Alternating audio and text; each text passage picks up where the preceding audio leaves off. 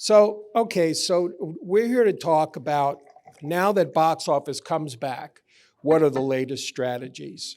And I guess I can spend a moment sketching in who we have here. We have Kiska here, who has spent almost 8 years, running, as president of production and acquisition at Focus Features. And before that, she was at Universal, and she's been involved in a lot of terrific films, everything from Promising Young Woman, Won't You Be My Neighbor, Asteroid City, My Big Fat Freak Wedding 3. We have Tom Quinn here. He oversaw Parasite, which was the first foreign language film to win Best Picture, and I, Tonya, and Triangle of Sadness, which I don't want to comment on anymore. And then this time, coming up, he has Ferrari, the Michael Mann film, which had a wonderful premiere in Venice and is the real deal. He has Anatomy of a Fall in the U.S., which won the Justine Triet film that won the Palme d'Or in Cannes. And he acquired Ava DuVernay's festival, buzz title Origin, before its Venice premiere. And there's a lot of others. And Robert Wallach at Iconoclast most recently had Harmony Korine's Agro Drift, which is this infrared shot drama about a tormented assassin and the King of Algiers. Now, he had been Focus Features president, co-managing director, of Universal Pictures International Productions, and he ran acquisitions at the Weinstein Company and served stints at Alliance Films, Momentum Pictures. And so I want to start this way. So it looks like we're at the end of just a horrible twin strikes. One of them is down. The other one, hopefully there'll be a resolution shortly after they start meeting next week. I got the impression that the negotiators on the studio side were very surprised that the actors walked out. So it feels like they've gotten pretty far. They're far along. So let's say if that happens, but we're coming out of a long strike after a pandemic that shut the business down before. Now, streaming has skewed everything, has short attention spans of, promulgated by social media. Tell us, each of you, what makes you bullish about creating a new foothold for thoughtful films with no superheroes in sight. Kissa, maybe you can start. I don't think, it certainly is in the States, it's a mature market, the theatrical market. There's more growth internationally, that is true. There are, as you said, a lot of competition for attention, both the streamings, but there's also social media, of course, and there's the state of our world, which needs no recap. But I don't think it's a zero-sum game. So for me and for us, it's the theatrical experience is unparalleled as an audience experience because it's transformative and it's transportative in a way, and it's communal, and none of the other media are that currently, maybe theater. But it also, at least again for us, it really drives the marketing and the publicity and the place and the cultural context of a film. So our films have a life in the theaters and theaters around the world because Universal is our international distribution partner. But then they are seen downstream on other platforms, on streamers, and on television. So to me, it's not a zero-sum game, but for sure, and I'm sure we're going to talk about this, it's about what is distinctive and what is registering with audiences now. And Tom, how about you? Now, your company has become one of the bright stars of upholding that theatrical release tradition.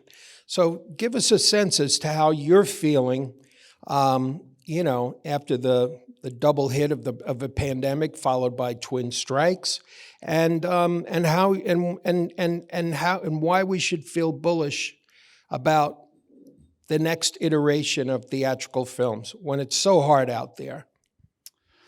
So I do think we're a bit of an anomaly as a company because the business plan that we have pursued was never a good business plan. The idea of doubling down on cinema, on art film, films that you believe will have a cultural impact first, make a sensible P&L second.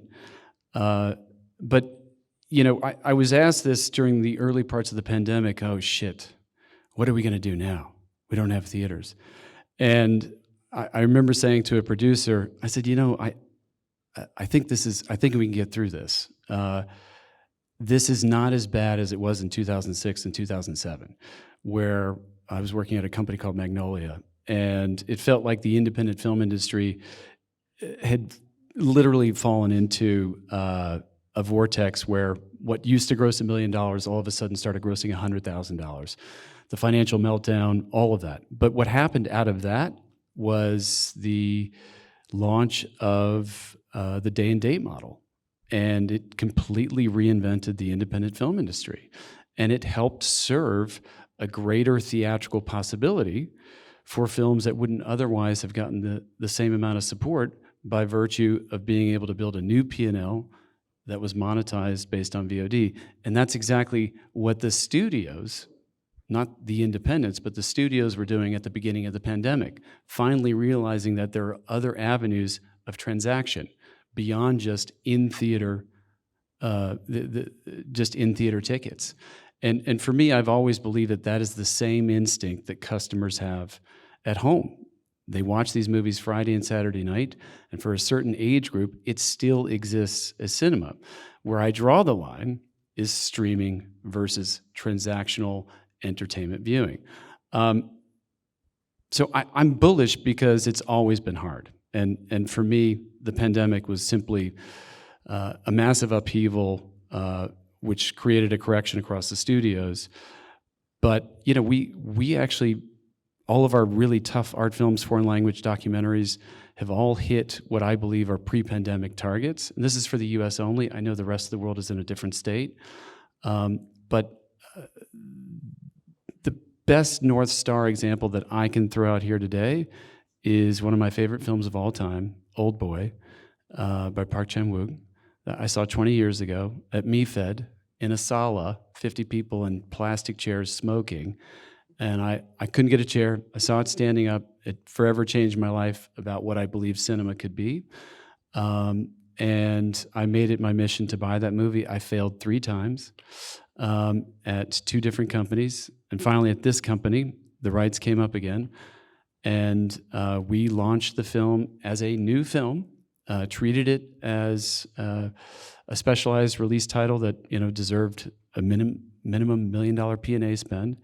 And this film has grossed $1.8 million. Now, that's not going to make anybody rich. That's a massive number for a film that originally grossed $700,000 in its original run in 2004. And the audience that came out to see this film was an predominantly under 30-year-old audience, and then old farts like me who never had the chance to see it in a real theater. And it was amazing. It was absolutely amazing. And so I think reinventing something as old as a classic title and treating it as something new for an audience that never had the chance to see it in a theater, like that's really hopeful. So here's a movie that came out and was very well respected, and boy, talk about a twist. And then it was remade, an American version, and then you put it out and you have success on an anniversary of the original film. What is that telling you about what perhaps even the people in this room should be thinking about either repurposing something that maybe missed the mark initially? What does that tell? What's the takeaway?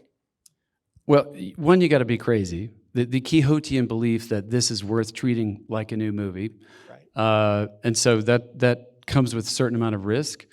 But I feel that we have done that with a great amount of intention across multiple films at our company. And I think Triangle of Sadness is an example of that. I think certainly Parasite is a huge example of that. Yeah.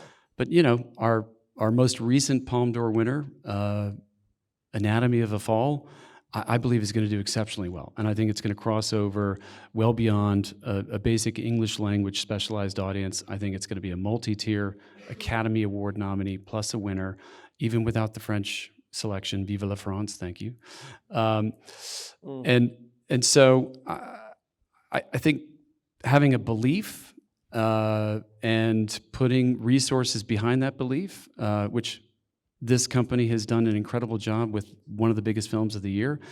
The launch plan for that film, Christopher Nolan's opus, in a meeting, a court case, whatever you want to call it, a process film.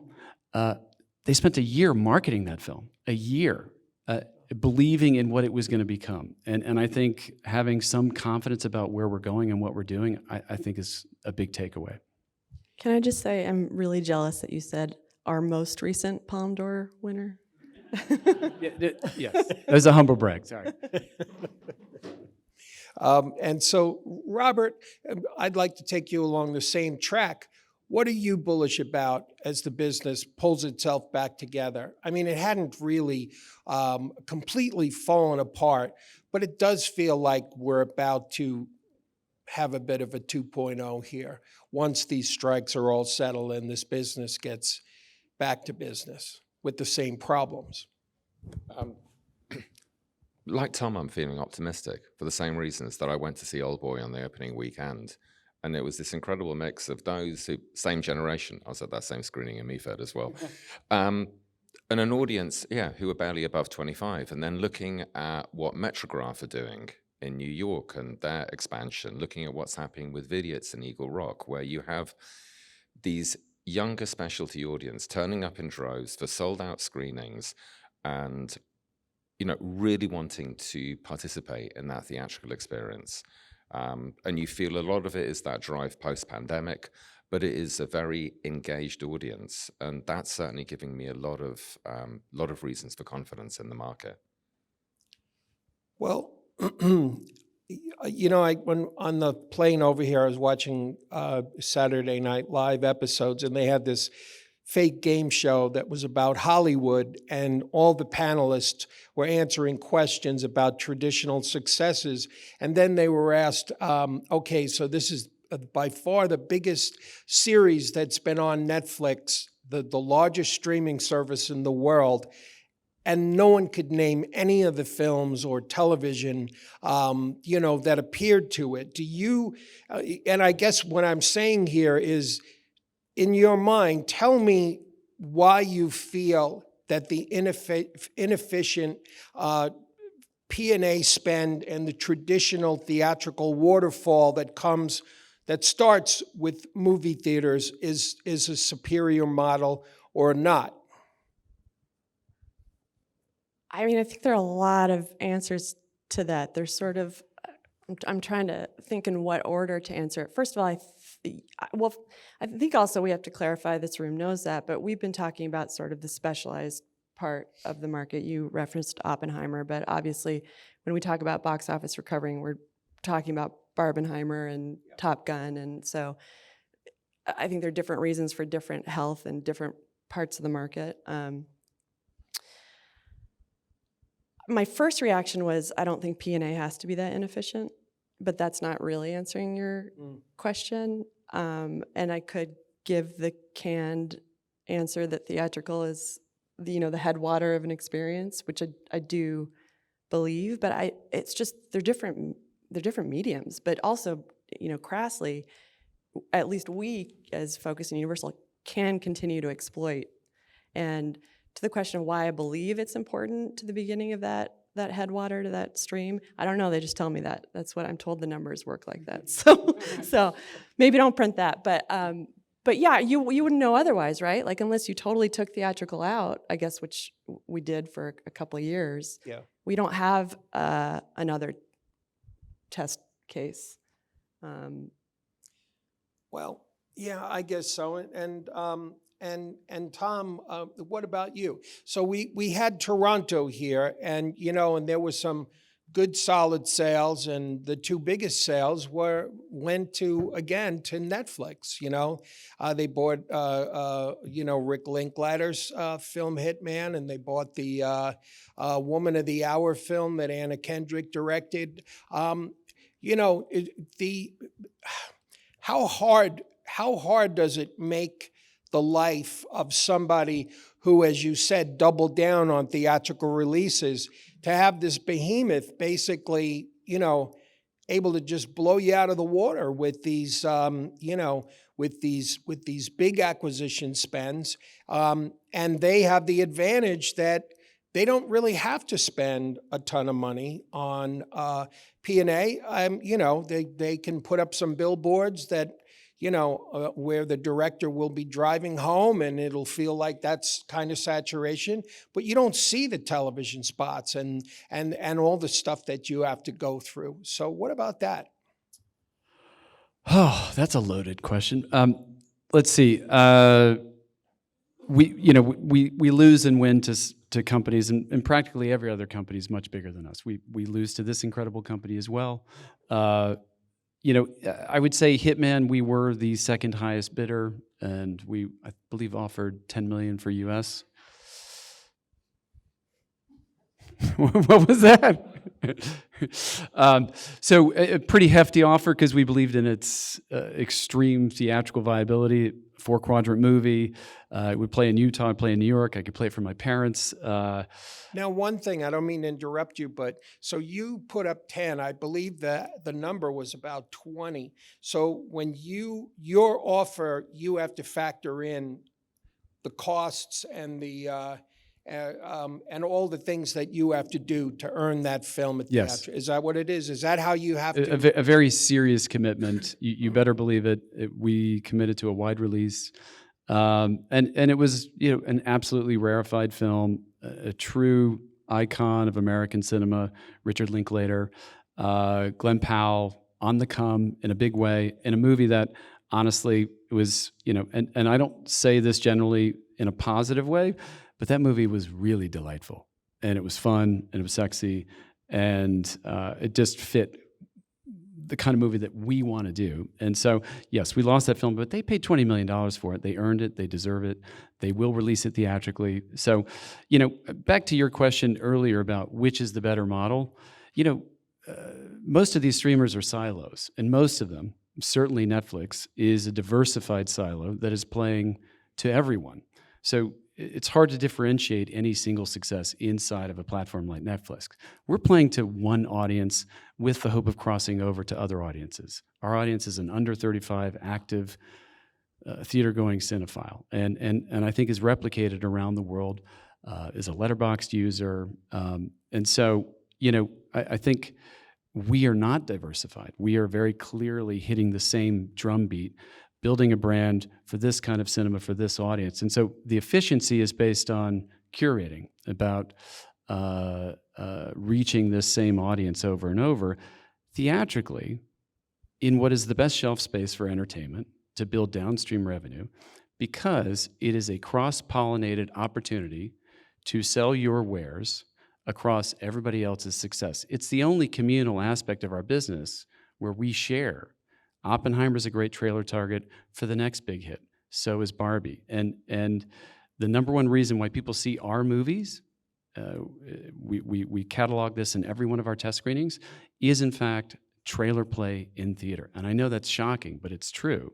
And so, we spend most of our money in exhibition, combined with doing a very, I think, well thought out, creative approach to social media, that we use our frame as a company to help sell a catalog of films. If you like one of our films, I believe you're going to dip in for another film. Wow. And Robert, what do you think about the power of this more traditional model versus, I think there were some parts of this strike that we're hopefully now coming out of. A lot of it had to do with all the studios, following Netflix into this streaming rabbit hole where, most of them are not profitable at this point, but they basically pulled something that was maybe second or third in the traditional revenue waterfall and made it first. So give a sense as to how you see these models, theatrical versus streaming, continuing to evolve, and where do you want your place in it to be? I think for us, it's going to be a mix, and depending on which territory, because we're a truly global company. We have 9 international offices that we produce material out of, be it advertising, music video, TV, features. I believe strongly in the power of theatrical. That's been my entire career, through Momentum, through to Weinstein, through to Focus. I think that it gives a value to the film that you can't find anywhere, and it gives it more of a cultural significance. So that's something that we're always drawn to. But there are projects that we make locally that really benefit from the support of streamers for those markets, that we lean into because we're given the budgets to be able to execute on the filmmaker's work.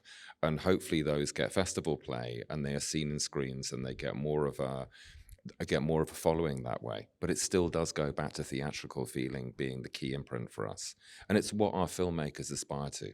They all want to see their movies seen on the big screen. And there was a point in 21, and I think, Yiska, you would have experienced this as well as Tom, where certain filmmakers who you thought were always tied to the theatrical model were going, well, maybe it wouldn't be so bad. Maybe we'll have a bigger audience. And now that's sort of snapped back again to, wanting to have that fuller experience. Yeah, well, I guess one of the advantages of taking the streamer route is that the transparency may get better as a result of this labor situation, but every movie's a hit. And meanwhile, you guys put out movies on a weekend and you get the crap kicked out of you by Anthony D'Alessandro in the box office because it's his job to scrutinize how you did. And when you ask the streamers, they go, oh, it was huge. Is that fair or unfair burden for all you guys? There's one real simple way to deal with it. In order to qualify your film for Academy consideration, you must report box office. To me, that would streamline this entire discussion. If you don't think theatrical matters, it's up to you. If you don't think box office affects an overall Academy campaign, let the voter decide. I feel that it's a very simple way to level the playing field for these publicly traded companies that have to report box office on the studio side and the streamers that don't. Yeah, I mean, I guess there is an obfuscation, right? We don't really know what's working at all. I mean, I'm sure the filmmakers do to some extent. They're briefed on it. There's probably an obfuscation in the theatrical world as well, because people don't necessarily know what we make on our TV deals or internationally, although that is reported also. But to the fair question, it is an apples to oranges, both when filmmakers are deciding who to go with and the end result of how their films are presented to the world, for sure. Well, and Robert, what do you think about that? Now, the producers branch, they've been pushing for, for a more dedicated theatrical showing in order for films to qualify for Best Picture.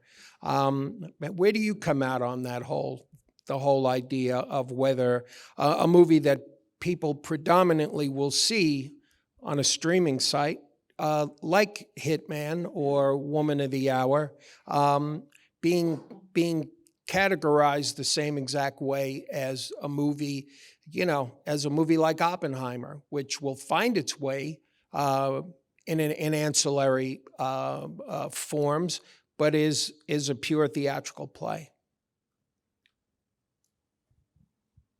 Look, it depends on the metrics of how many people start the movie and don't complete the film. At least in a cinema that you're going to be in there for the full experience and have the full meal. Otherwise, you may just start it in 20 minutes, or you may not absorb the film in the same way that you would have with your full concentration without any distraction.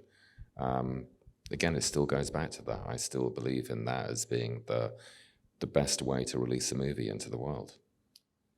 Well, it's interesting because let's take a movie like Coda. Coda won Best Picture, and I don't know if Coda Well, I don't know. I think it would have succeeded had it been had its long tail of a theatrical release. But certainly having it, a streamer with a lot of money and thought behind it, helped out an awful lot. Helped a lot of people see a movie they might otherwise not have seen. What do you think of that? What could you have done with Coda? I mean, I thought it had huge theatrical potential, and I would have been a piece of counter programming over the summer that ultimately crossed over. It was a really winning film. At the end of the day, it was hard to resist that film, but there's a live component to that film too, even inside of a streamer's campaign, not just because Patrick Waxberger was there, ushering it along, but that film won it in the room. The teachable moment of that film throughout the Oscar campaign in front of a lot of voters was very electrifying. It reminded me a lot of what it felt like seeing Bong Joon-ho come up on stage and speak in Korean and then have him translated. It was just a moment for us to recognize something other than the awards race, something more important. Well, it was an easy film to root for because Patrick and his colleagues insisted on on casting on the casting that they did, even though there were some people pushing them to just put non-deaf actors in the film. So yeah, there was a lot to like, and you could just feel that surge as we were getting close to the voting, and it was kind of it was one of streaming's brightest moments in terms of an awards film. Tom, you brought up something about theatrical releases and streamers being considered for awards. Is there a push? Will there be a time, do you think, when streamers have to divulge how many people are watching their films, what their films are making in the limited theatrical releases that they are given? I don't think the streamers will have to change anything that they don't want to change unless unions dictate otherwise. But and when, but I think a streamer will change the game who is transparent and solicits a core of filmmakers who want to work differently. But I do believe that, I don't think that you should mandate a streamer to forcibly release a film across 500 screens because that's what the Academy says. That I do not agree with. It is their business. They should treat their films as they see fit, which is why the simple idea of report box office, if and when you do release it theatrically, because what Best Picture winner sounds great when it's earned $100,000? It just, there is a potency to that inside of voter consideration, and I still think it matters. And then everybody can do what they want. Let the voters decide. But the over-mandating is also something I don't think works. What do you guys think? Any thoughts on that? I think the question behind all these questions is what is the Academy, what are we as the Academy, those of us who are in it, and the Academy leadership intent on honoring now? So if the answer is a pure theatrical experience, then that is a different mandate. If the answer is not, is it achievement? Is it box office? Is it? And I think maybe that's an existential question that has to be addressed before all that's figured out. Well, the Golden Globes just added a couple of categories, including something the Oscars considered, which was to honor blockbuster films. Maybe should these films be taken and put into separate categories?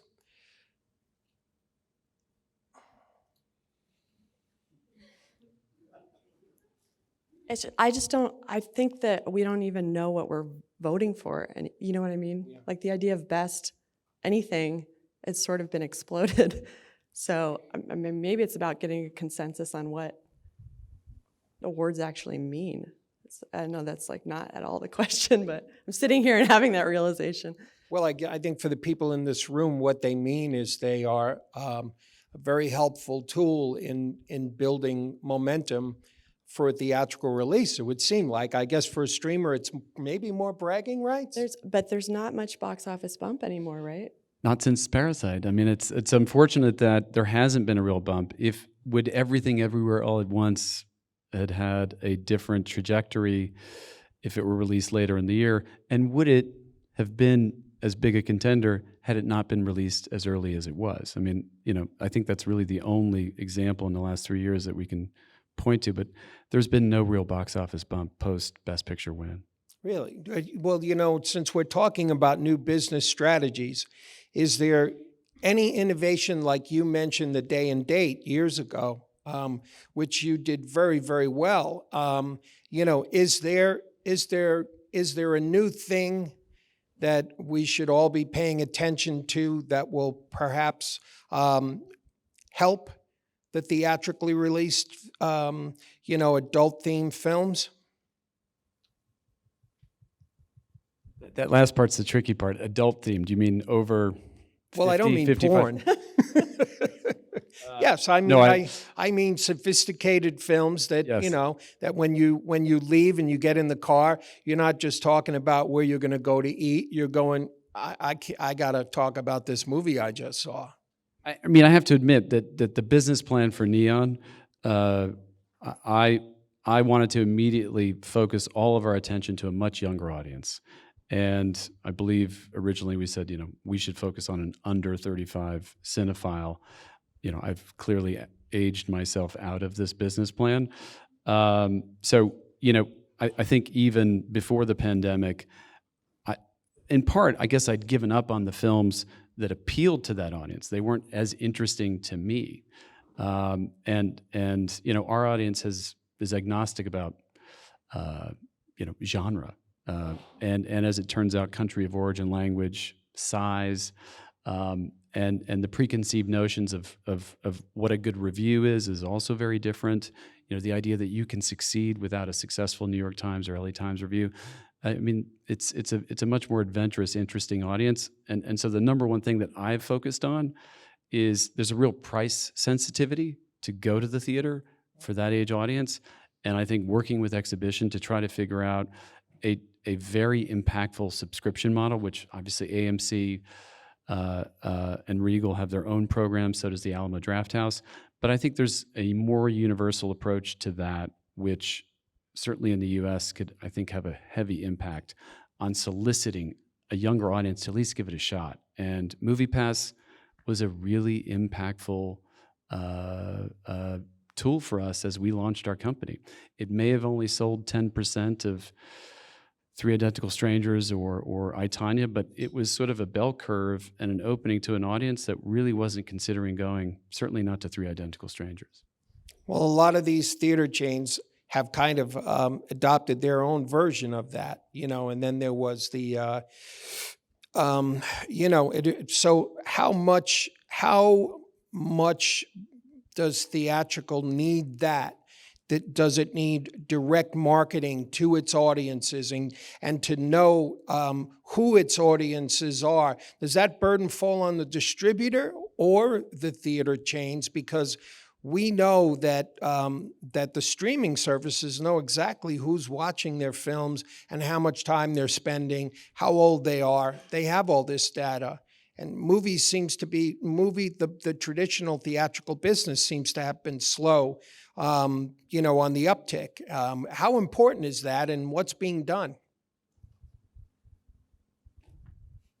There are certain exhibitors who have not done a great job, unfortunately. But there are certain independent theaters.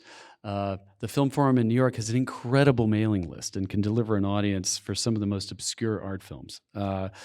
And the Alamo Drafthouse has done a really incredible job of connecting its audience through programming, having a very active social media presence long before this was a necessity. I would say that it's all of our jobs. And, the other part for me that has been crucial about the formation of Neon is I was always curious why everyone else had the relationship with our audience except us, who was paying for these films, financing these films, marketing these films, and by virtue of building a brand that could identify its audience and vice versa, trying to build that direct consumer relationship has been really important. So I think it's a shared responsibility. I'd like to continue growing our ability to solicit directly with consumers. But certain chains have been really awesome. AMC is fantastic. So, And Robert, what do you see as the biggest opportunity for your company in this next iteration of the movie industry? As it, we can still all feel the sand shifting beneath our feet, but it is kind of getting to the point where, opportunities are presenting themselves. You mentioned local language productions, but what's the biggest thing out there that excites you? It's not just one thing, it's several. It's going to what Tom's saying. There is it's tapping into that engaged cinephile audience that are under 35 and being able to develop and produce material with them in mind that we can do in territory and then also much more for a global audience. I'm really curious about that traditional specialty audience, like the 45 plus space that we're in at Focus, in Weinstein, and how that changes. As we shift into that demographic, I think those narratives are going to start to change. And what is that movie that's going to bring them back in droves? Like, you've seen that happen with Oppenheim, but what is the next kind of adult skewering drama that breaks 30, 35 million, and that brings audiences back in and gets that muscle Taylor memory Swift. going again? The Holdovers released by Focus Features. Of course, this there. Now, I'm going to give you the last word because I want to go out on a high. I have to say Oppenheimer was one of the best movies I've ever seen in my life. I thought Christopher Nolan, just wonderful. Cillian Murphy, performance of his life. Robert Downey Jr., fulfilling all the potential that everyone hoped. What was your biggest takeaway in the way that unfolded when it came out along with Barbie, which was a completely different but equally well executed film that gives people in this room maybe an opportunity to feel optimistic about great things happening in this business? Well, Oppenheimer, I would love to take any sort of credit for it, but it is Universal, our sister studio, so I sort of know relationally and anecdotally and from the international side as well. If you remember, there's a bit of precedent when Dark Knight, I think it was Dark Knight, opened against Mamma Mia. So strangely, there was that sort of like summer duo where you had to see one because you had to see the other, and I'm going to give you an anecdote rather than an insider tale. I went to see Oppenheimer in a movie theater, civilian movie theater, and it was one of those where you share it with a stranger if you're alone, like those reclining couches, and the guy next to me had approximately 100 beers, and so, but he loved it, and it was great to see you there, Mike. When the lights went up, he turned to me, and coming back to Community, he's like, "What'd you think of that movie?" And I said, I thought it was great. What did you think, civilian? And he goes, he's like, well, I didn't know it was going to be about that guy until like we were in the desert with that guy. But I really liked it. Like now I feel like I know. And I said, okay, so just out of curiosity, when you bought a ticket, I think this is your question, why did you buy a ticket if you didn't know it was going to be about Oppenheimer? And he said, well, I just knew that everyone had to go, and then he paused and he goes, I mean, there's no way this is less important than Barbie. And that was his like cultural takeaway from it, right? So, I mean, the microcosm of that is that it was made on a very large scale into something that people had to participate in. And that's what we all do on a smaller, still successful scale, hopefully. But yeah, it is that it's everything is a value proposition. Why do I have to go? I have to go because A, they're going to be great movies. Both of those films are fantastic, and like, by the way, really unusual films when you really look at their success. But like as films, they're both masterpieces in their own way. You have to participate in that conversation. You have to be able to talk to someone about it. and you don't want to miss out. So like we have to do that on a smaller scale, I think, and I mean, easier said than done, but I think all of us are trying to do things that are distinctive and that draw either a particular audience or just such a strong voice that they're undeniable. Well, you know, there was a lot of camaraderie, intramural camaraderie on that film. And, you know, Tom Cruise, I think he was one of the first to get behind. I think his movie might have suffered because of the attention on those two films.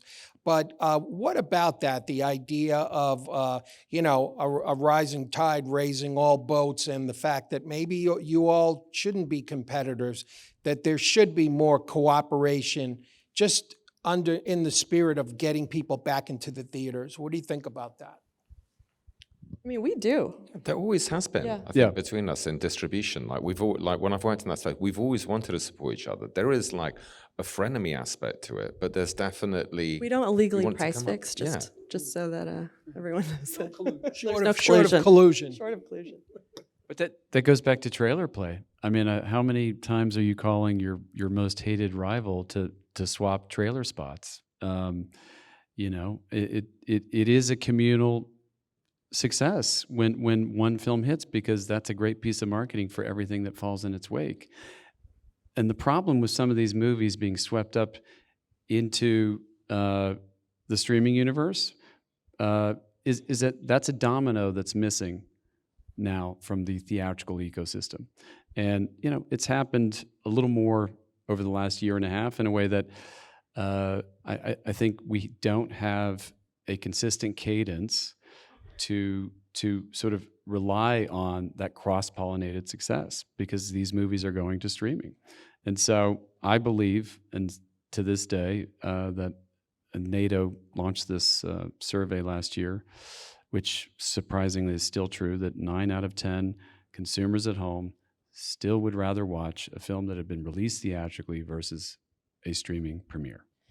And we're all moving to, I think, a 4-quarter release system that in the specialty film was not necessarily always the case, which should be helpful for those dominoes. Well, I think I've interrogated them enough.